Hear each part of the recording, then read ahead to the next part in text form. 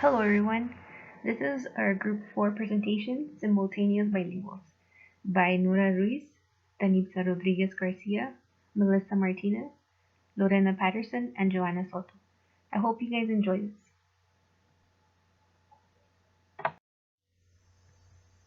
Under the topic of simultaneous bilinguals, we have 4 important facts to consider. The first one has to do with children who are exposed to two languages at the same time, beginning between the ages of 0 and 5. The second has to do with children born in the United States who mostly live in homes where two languages are used and come from monolingual Spanish homes and have attended preschool receiving English instruction.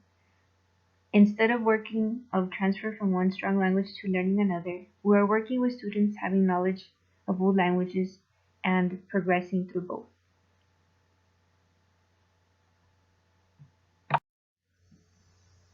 Next, we're going to have a couple of characteristics under simultaneous bilingual children.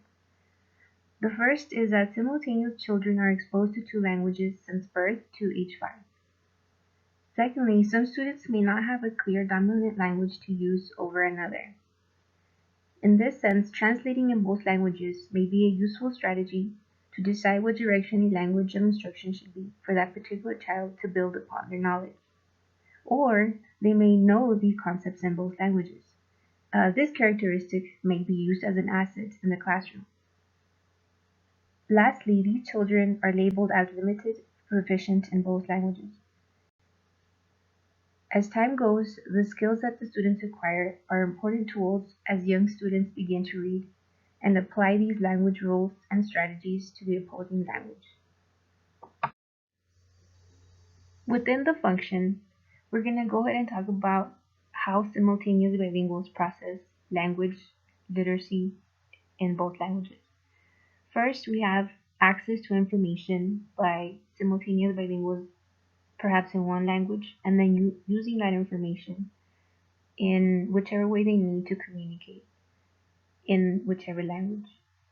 The second one is covering the modification of one language and using that modification in their other language, the second language.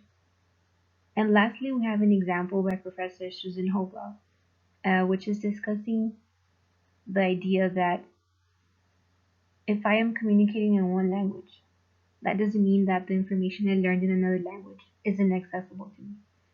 And to summarize this, we have two things to consider. One, that language and the modification of language is used interchangeably, and there are no set rules on how or how much is used or what is modified.